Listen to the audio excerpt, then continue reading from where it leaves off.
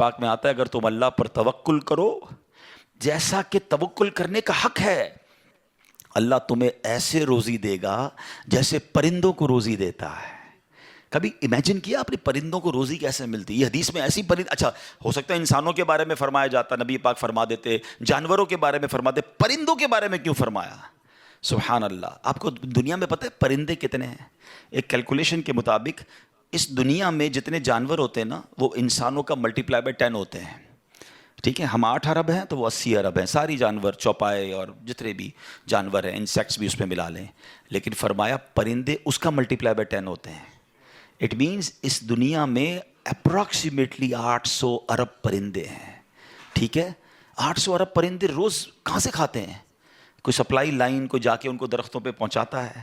کسی گھونسلے میں کوئی آپ نے کبڈ دیکھی، کسی گھونسلے میں آپ نے کوئی سٹاک دیکھا کہ جناب یہ کل کا چارہ ہے، یہ رات کا چارہ ہے، میرے چھوٹے چھوٹے بچے ہیں اس کے لیے چارہ ہے؟ Nothing else.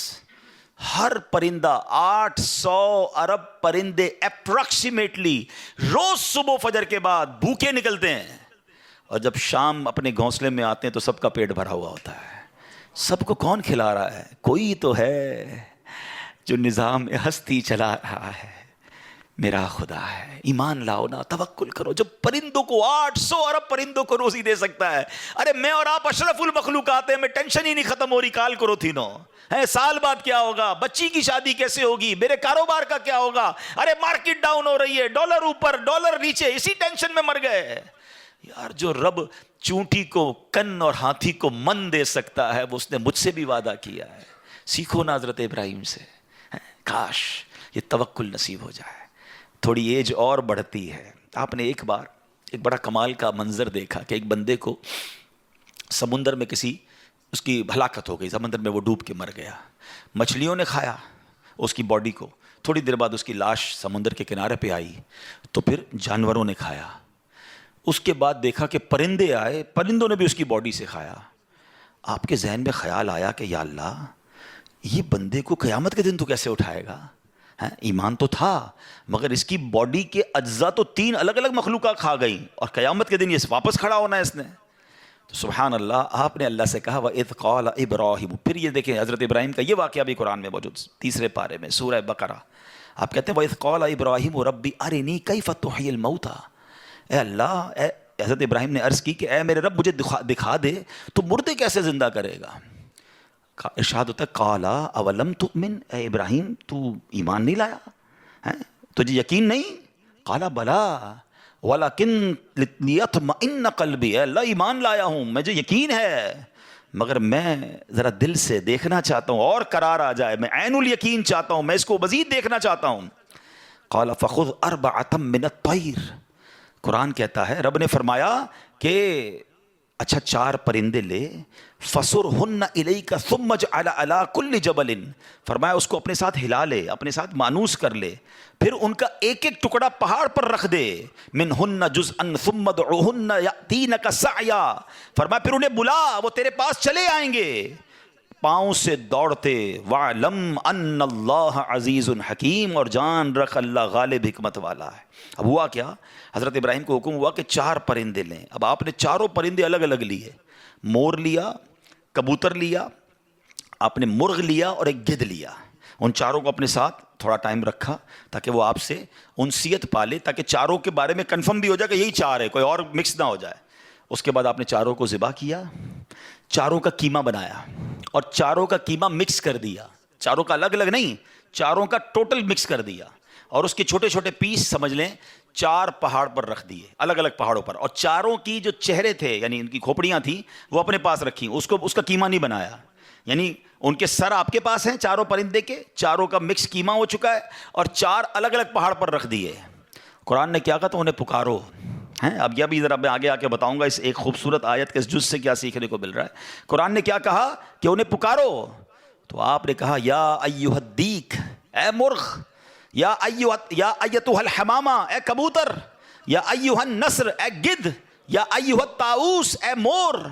آپ کی پکار پر وہ 4 پرندے جو ہیں ان کا قیمہ اب آسمان پر اڑنا شروع ہوا ہے۔ فکشن، گرافکس ہیں، آج کل اینیمیشن کا دور ہے، کمپیوٹر پر جناب لوگ بہت ساری چیزیں بنا لیتے ہیں، سنو 5000 سال پہلے قرآن میں یہ واقعہ موجود ہے کہ کیا ہوتا ہے، ان چاروں کا کیما اڑتا ہے، اور اب جس کا مرغ کا ہے وہ مرغ کی طرف، مور کا ہے تو مور کی طرف، کبوتر کا چاروں کے جسم پورے کمپلیٹ ہوتے ہیں، سر نہیں ہے، سر تو آپ کے پاس ہے نا، وہ چاروں پرندے بغیر سر کے دوڑتے ہوئے آپ کے پاس آتے ہیں، زندہ ہو جاتے ہیں مگر سر نہیں ہے، قریب آتے ہیں تو حضرت ابراہیم نے ان کا سر جو ہے وہ واپس ان کے پاس لگا دیا، سب سر بھی ان کا لگ گیا، آ کر دانا چگنے لگ گئے۔ حضرت ابراہیم نے اپنی آنکھوں سے مردوں کو زندہ ہونے کا واقعہ دیکھا اور آپ کے دل کو اطمینان اور قرار آیا، یہ میرا رب یہ ہے۔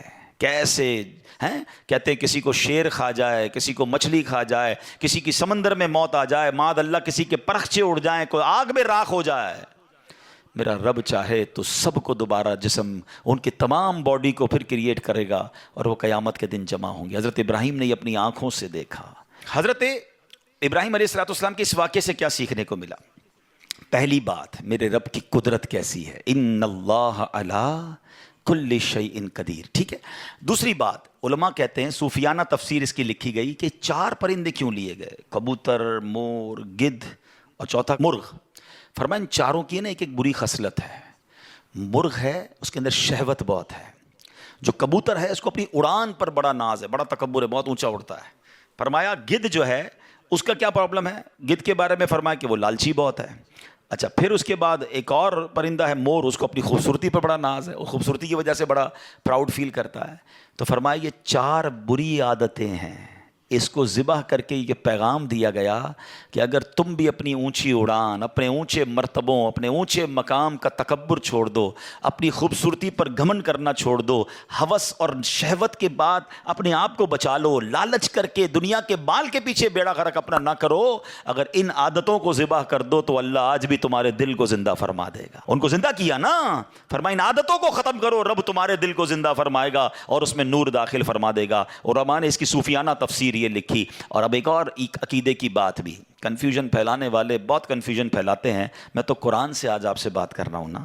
اللہ نے کیا کہا کہ انہیں پکارو، وہ تو دنیا میں نہیں تھے پرندے، مر چکے تھے، کیما بن چکا ہے، کیما بنے ہوئے پرندوں کو رب کہہ رہا ہے پکارو۔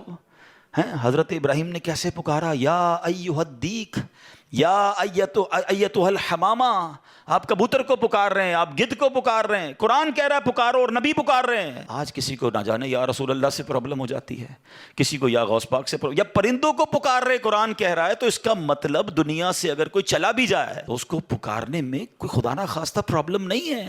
اللہ سمجھ کے تھوڑی پکارتا ہے کوئی، اللہ